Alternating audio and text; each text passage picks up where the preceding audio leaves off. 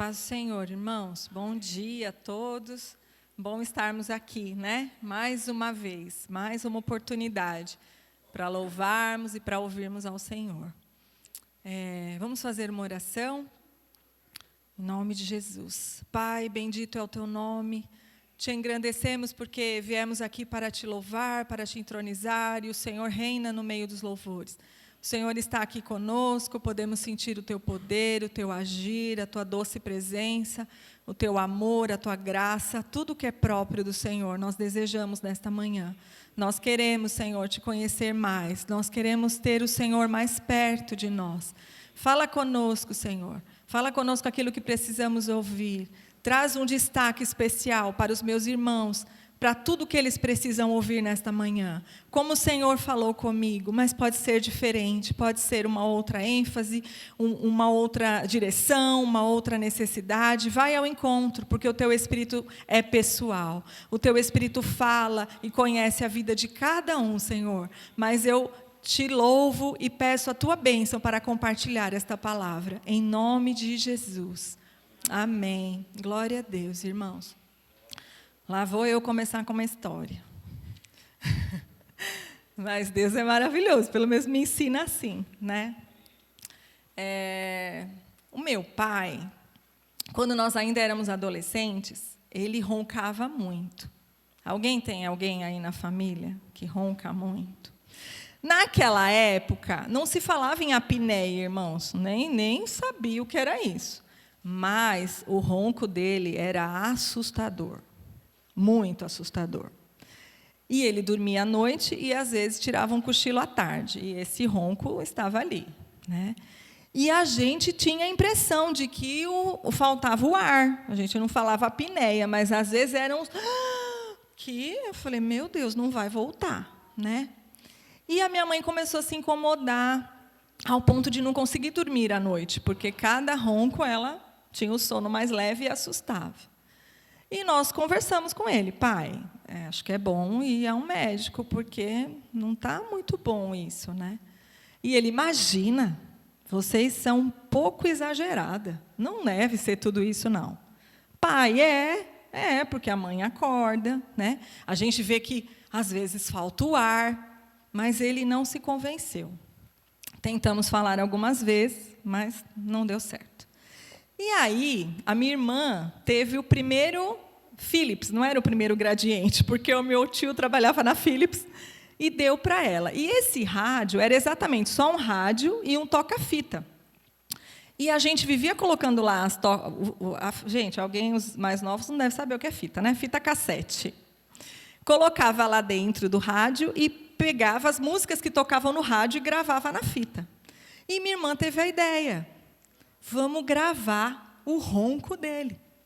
Ele não vai poder dizer que não é tudo isso, né? Porque vai estar lá comprovado. E assim nós fizemos. Numa tarde, que ele estava dormindo, gravamos o ronco. Mas não falamos nada. E pusemos lá a fita para ser ouvida. E foi tão engraçado, irmãos. Ele disse assim, meu Deus, da onde saiu esse porco? Parece o porco lá do sítio do tio Caetano, que quando estava para morrer, surtava, né, irmãos? O porco é muito sensível para isso, dizem, né? E quando ele sabe que ele vai morrer, ele surta. E aí nós dissemos, não, pai, é o Senhor. Aqui, ó, toca-fita. A gente pode gravar amanhã de novo. E aí, por que essa história veio? Porque o meu pai desconfiou da gente, de certa forma, né? Ele não acreditou que era tudo aquilo. Ele precisou ouvir, ele precisou, de fato, ser colocado ali, né, à prova de que, é de fato tudo isso. E aí ele procurou um médico, enfim. Mas vamos lá, vocês guardem aí essa história que ela vai fazer sentido. Acompanhem comigo aqui a leitura em Gênesis 2, de 15 a 17. E tomou o Senhor Deus o homem e o pôs no jardim do Éden, para o lavrar e o guardar. E ordenou o Senhor Deus ao homem, dizendo, de toda a árvore do jardim comerás livremente, mas da árvore que dá o conhecimento do bem e do mal dela não comerás, porque no dia em que dela comeres, certamente morrerás. Deus disse para que servia aquela árvore. Ele não escondeu, né, de Adão. Ele disse, esta árvore dá conhecimento do bem e do mal, mas a consequência de você comer será a morte. Então, a instrução de Deus estava dada. No capítulo 3 de Gênesis, tem Bíblia que tem aquela chamada, né, em cima. Na minha aparece assim, a desobediência do primeiro casal. Então, Deus falou, né, deu uma ordem, deu a consequência, inclusive, da ordem, e algo aconteceu. Né? Eu sempre li esse texto assim, como a desobediência do primeiro casal. E aí, no versículo 4, a cobra afirmou, que é Satanás, vocês não morrerão coisa alguma. Deus disse isso porque sabe que quando vocês comerem a fruta dessa árvore, os seus olhos se abrirão e vocês serão como Deus, conhecendo o bem e o mal. Até aquele momento, irmãos, Deus já havia se revelado para Adão e Eva. Como um protetor, ele mesmo fala que colocou lá para os guardar, no jardim para os guardar, não deixou perdido, né? Então, ele já tinha se revelado como um Deus protetor, provedor, ele já tinha providenciado tudo o que eles precisavam ali no jardim, e um Deus de relacionamento. Todos os dias ia ter comunhão com eles. Mas o resultado da desobediência, que Deus tinha falado, foi alterado por Satanás. Deus tinha dito que eles morreriam. E Deus tinha avisado que essa árvore dá conhecimento do bem e do mal. Mas Satanás mudou esta consequência. E disse que não iam morrer. Eles iam conhecer o bem e o mal, que Deus disse, já tinha dito, para se tornar como Deus. Serão como Deus. Como se isso fosse possível, né? Então, o primeiro homem desobedeceu, como está aqui em Gênesis. O que é desobedecer? É postergar, violar, infringir, transgredir. Mas eu gostei dessa definição. Não prestar atenção. Não escutar com seriedade. Adão não escutou a Deus com seriedade, né? E Eva primeiro. Não prestou atenção. Mas o que Deus colocou bem forte no meu coração é que eles desconfiaram de Deus. Antes de desobedecer. E o que é desconfiar? Desconfiar é não confiar, né? Bem simples. Mas é também suspeitar, não ter confiança, questionar, interrogar, duvidar. Então, quando Eva ali cede, né? E depois também Adão, eles duvidaram da palavra de Deus. Eles não confiaram. E é isso que o Espírito Santo me chamou a atenção para a gente compartilhar um pouquinho. A desconfiança. O não confiar em Deus é desconfiança. Pode parecer pesado, mas é isso. Se você não confia em alguém, você desconfia desta pessoa. Amém? Jesus. E por quê? Porque o ser humano é soberbo, né, irmãos? A gente acha que a gente conhece muito da vida, ou que a gente pode conhecer através do que outras pessoas falam, de outras fontes. Nós não acreditamos no que foi dito, né? Tanto na direção como na consequência. E assim acontece na vida natural. É difícil um filho obedecer o pai e a mãe, porque ele vê sempre uma resistência ali, ele quer sempre ultrapassar, ele não consegue enxergar o propósito, ele não consegue enxergar o motivo. Ele vai olhar, meu pai é rude, meu pai põe limites, meu pai não me ama, né? E assim vai. Ele não conhece verdadeiramente as intenções. Quando você é pequeno, do teu relacionamento com teu pai e com a tua mãe, você não conhece. Então, você desconfia. Você pode pôr em xeque aquilo que está sendo falado. E olha o que forte nós temos em 1 Samuel 15, 23.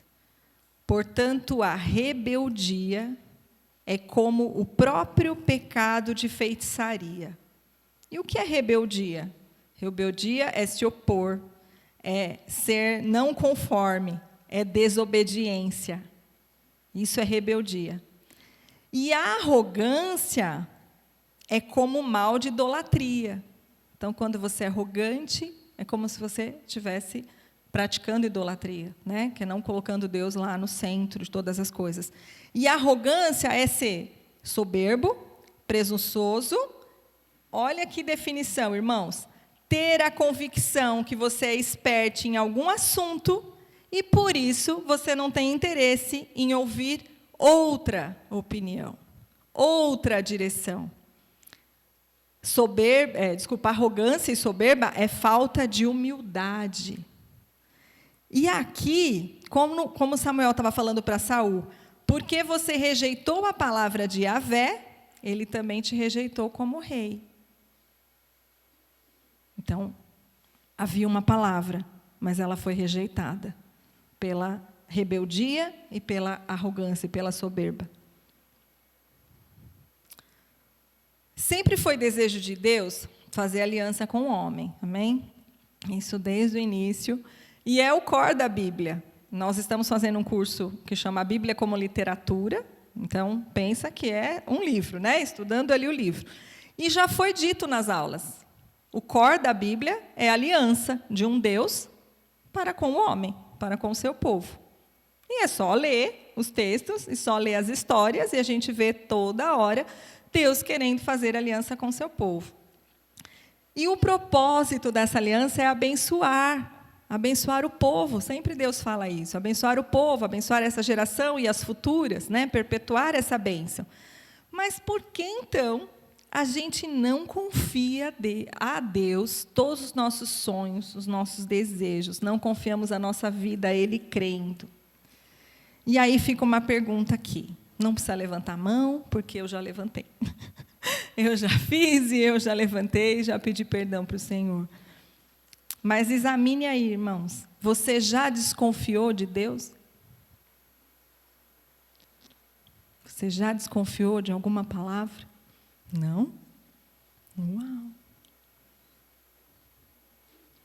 Às vezes a gente não vê dessa forma, né? Vou desconfiar de Deus. Porque se nós confiamos, nós cremos e automaticamente nós obedecemos a Ele. Adão não fez isso, né? Então, são passos. Se eu confio, eu creio e aí eu obedeço. Então, por isso que eu já respondi, eu já desconfiei de Deus em algumas coisas, achando que eu era expert em algum assunto e não precisava, ou poderia correr e tentar resolver da minha forma, né? Então, nós precisamos cuidar para não rejeitar a palavra de Deus, para não rejeitar qualquer ensino que venha da parte de Deus, porque às vezes a nossa bagagem já está bem grande e bem preparada com algumas coisas que vivemos ou que cremos, mas que não necessariamente é a palavra de Deus para nós. Então, nós precisamos tomar cuidado para não rejeitar. Porque Deus conhece todas as possibilidades e o resultado verdadeiro, assim como Ele disse para Adão. Ele conhece as possibilidades e o resultado. Nós, às vezes, temos várias possibilidades, mas não vamos conseguir enxergar o resultado de todas elas a longo prazo. Amém? Mas bom saber que a vontade de Deus é boa, perfeita e agradável. E aí nós temos um posicionamento, né? Para não ficar entre Deus e eu. Entre Deus e eu. Nós vamos escolher, ouvir, né? Crer e seguir esse direcionamento. Olha o que diz em Tiago 3,17. Mas a sabedoria que vem do alto é, antes de tudo, pura, depois pacífica, amável, compreensiva, cheia de misericórdia e de bons frutos, imparcial e sincera. Em Jó 12:13, também diz: Deus é que tem sabedoria e poder. A Ele pertencem o conselho e o entendimento.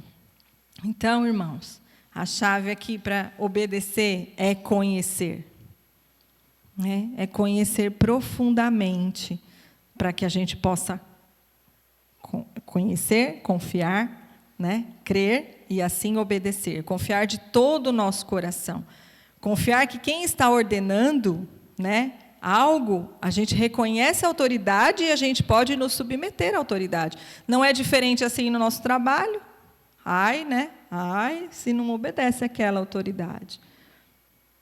Mas com Deus é diferente, é um processo de intimidade, de conhecimento profundo para que a gente possa submeter. E aí eu vou pedir ajuda de vocês para a gente ler aqui. Tem 2 versículos, se alguém puder ler, por favor. Romanos 10, 17, primeiro.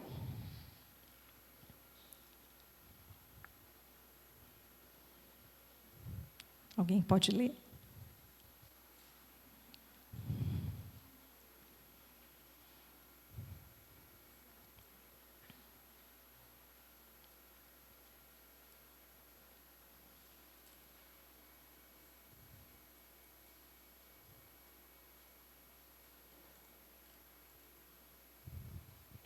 Romanos 10, 17. E assim a fé vem pela pregação, e a pregação pela palavra de Cristo. Amém, é isso mesmo. A minha versão diz, de sorte que a fé é pelo ouvir, e o ouvir a palavra de Deus. Né? Então, nós temos o caminho aqui. Nós precisamos, para conhecer mais profundamente, ouvir a palavra de Deus, né? Ler, meditar na palavra de Deus. E a fé é uma ferramenta poderosa que nós já recebemos, a Bíblia diz, mas nós precisamos batalhar por ela. Amém? O outro versículo que eu peço para alguém ler é Hebreus 11, 6. Tem um microfone ali à espera.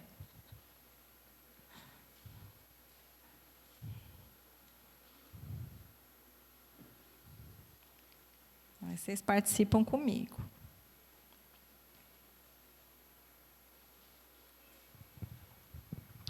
Hebreus 11, 6. Ora, sem fé é impossível agradar-lhe, porque é necessário que aquele que se aproxima de Deus creia que Ele existe e que é galardoador dos que o buscam.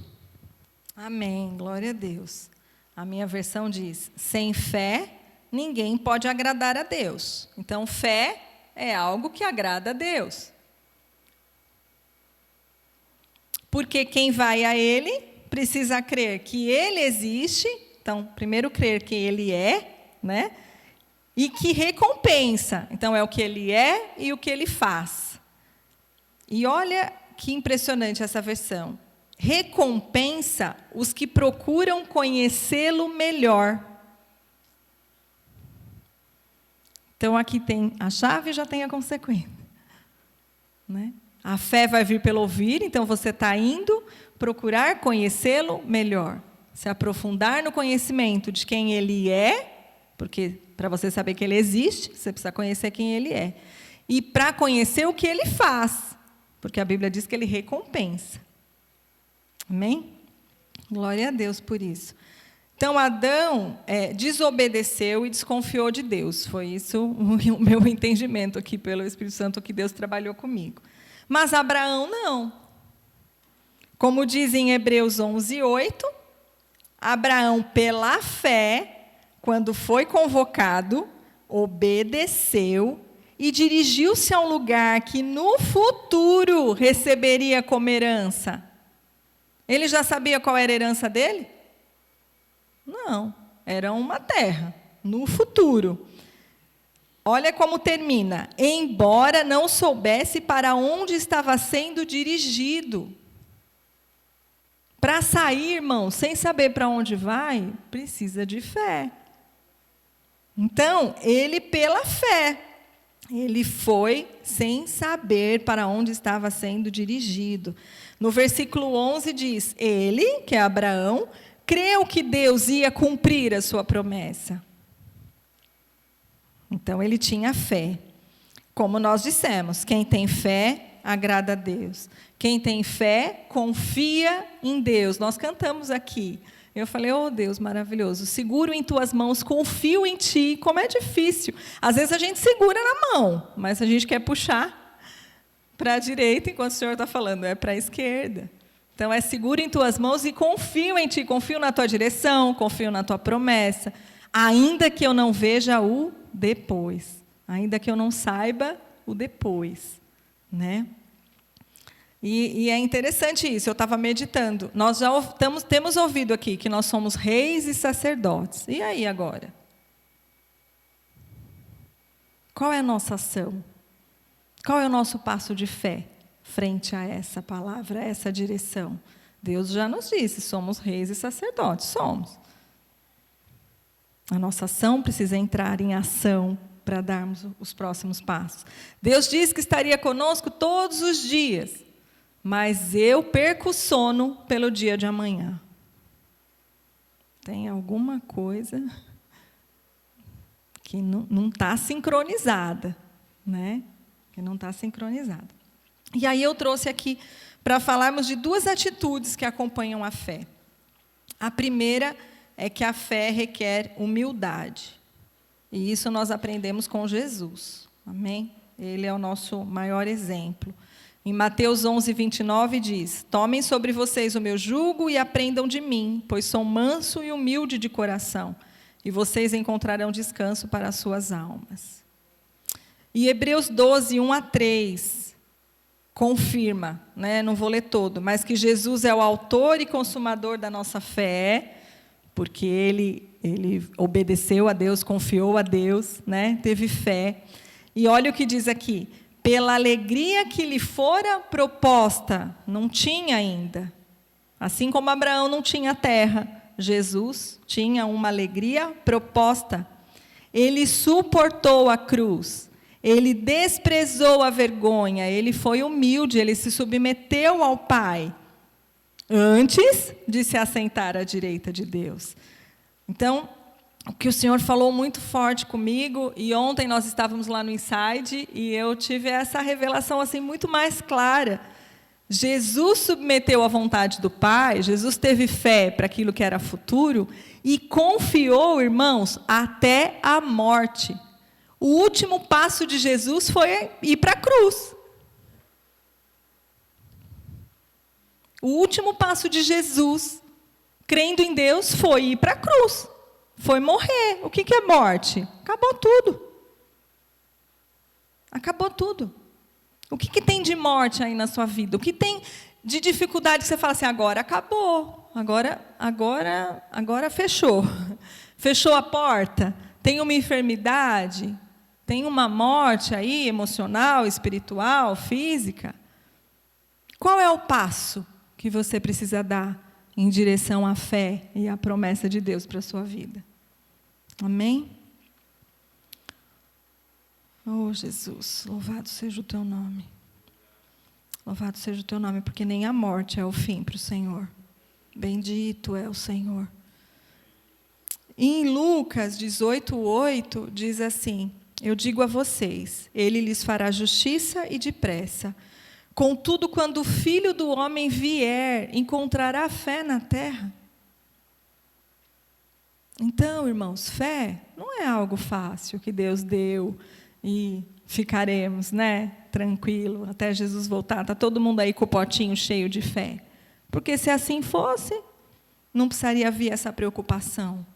Contudo, haverá fé na terra até Jesus voltar. Haverá fé na minha vida. Haverá uma confiança plena no Senhor. Oh, Jesus.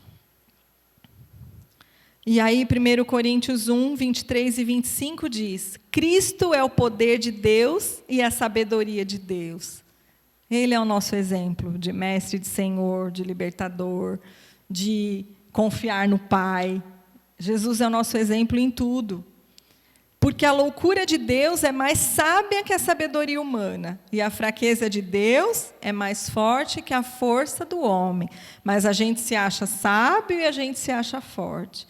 E eu orando falei, Senhor, eu queria ser então um pouco louca, um pouco fraca, mas comparado ao que diz aqui, né? O que está dizendo em Coríntios, porque a loucura de Deus é mais sábia do que a dos homens. Então, eu quero esquecer essa sabedoria aqui, né? E essa força aqui, e esse conhecimento, e quero buscar o que vem do Senhor. Então, a fé requer humildade. E a fé também, o segundo tópico, requer ousadia. né? Jesus submeteu ao Pai, mas ele teve que dar o passo. Ele teve que ser ousado. Então, ousadia é alguém que tem coragem, que é valente, e alguém que confia. Eu gosto muito de buscar as definições, porque, né, a gente vai tendo entendimento. Alguém ousado é alguém que confia. Porque eu disse aqui alguma vez, para você se jogar numa piscina, uma criança pequena que não dá fundo, ela precisa confiar no pai, que está segurando. Lembram desse exemplo? Então, ela precisa ser ousada. Ela precisa chegar lá na ponta da piscina, até o braço do pai tem uma distância. Ela precisa chegar na ponta e ela ser ousada para se jogar. Mas Efésios 3,12 diz: no qual nós temos ousadia e acesso com confiança, pela nossa fé nele, para estarmos à sua presença. Então, não é uma ousadia, né, natural nossa, mas nós temos essa ousadia porque nós sabemos o nosso lugar, nós sabemos que pela fé nós podemos estar na presença do Senhor, nós já temos esse acesso. Então, o meu ponto aqui, né, o que o Senhor falou comigo, para que a gente siga em conhecer ao Pai, ao Filho, ao Espírito Santo, conhecê-lo cada vez mais, irmãos, é tempo da gente se aprofundar, conhecer mais, conhecer quem eles são, os atributos e o que eles fazem. Mas eu quero chegar lá, eu quero confiar, assim como Jesus confiou até a morte. Como diz em Abacuque 3, 17 e 19, né? Um chamado profético que Abacuque fez para o povo ali, para continuar na esperança no Senhor. Porque ainda que a figueira não floresça, nem haja fruto na vide, ainda que decepcione o fruto da oliveira, e os campos não produzam mantimento, ainda que as ovelhas da malhada sejam arrebatadas e nos currais não haja gado, todavia eu me alegrarei no Senhor. Eu quero viver isso, irmãos. Eu quero viver isso. Eu acho que isso é a fé no Senhor, é confiar no Senhor de todo o coração. Eu me alegrarei no Senhor, exultarei no Deus da minha salvação. Um pouquinho que eu conheço, eu posso dizer: Senhor, eu quero me alegrar mais, mas eu quero conhecer mais, para que isso seja de manhã, de tarde, de noite. Eu exultarei no Deus da minha salvação. O Senhor Deus é a minha força, e fará os meus pés como das servas, e me fará andar sobre as muitas alturas. Como se alegrar em tempos de escassez, irmãos? Eu posso dizer, eu falo isso toda hora para o João Pedro. Eu nunca passei fome, eu não sei o que é um sentimento de fome. Eu acho que aqui, salvo engano, a maioria também não teve. A gente tem vontade, mas fome, eu não sei o que é, né? A gente não conhece esse sentimento. Mas há situações adversas. E aqui reflete uma fé que espera no Senhor, porque confia nele, irmãos. Jesus foi para a cruz, estava diante da morte, mas para uma alegria proposta, porque confiava em Deus.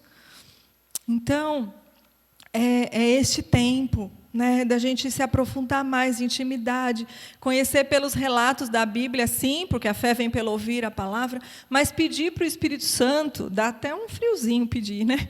Mas pedir para o Espírito Santo dar experiências. Porque aqui quem já foi consolado por uma perda, por um luto, tem propriedade para falar que o Espírito Santo é consolador. Ele não ouviu, ele viveu, ele teve essa experiência.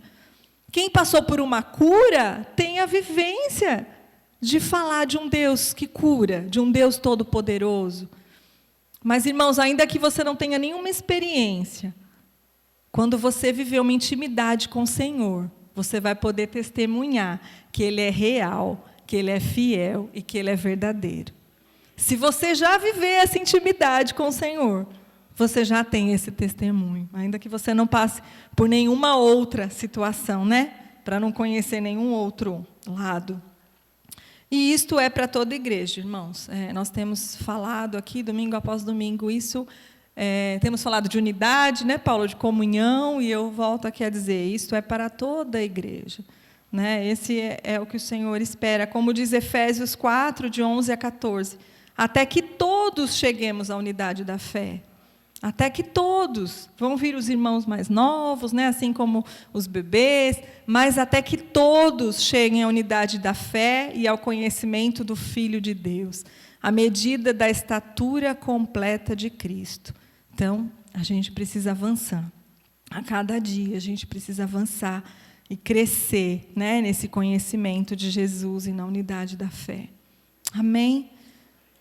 Louvado seja o teu nome. Então, vamos lá. Jesus se submeteu à vontade do Pai e confiou até a morte. O último passo de Jesus para se entregar totalmente ao Pai em confiança foi a cruz, foi a morte. O que está sendo difícil aí para você, irmão? O que está sendo difícil? O que aconteceu aí que parou? A porta fechou? É uma enfermidade, como eu disse, no corpo, na alma? O que parou? Falta humildade para você se submeter a Deus? Você está achando que está tudo certo aí, que você sabe tudo, tem toda a sabedoria? Falta ousadia? Falta intimidade, irmãos.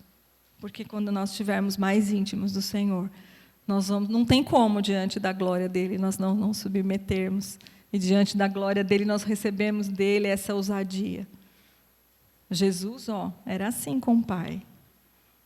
Então, eu acho que vamos começar hoje, vamos começar agora, a desejar, a buscar mais e mais dessa intimidade com o Senhor. Adão não é um modelo para nós, mas Jesus é.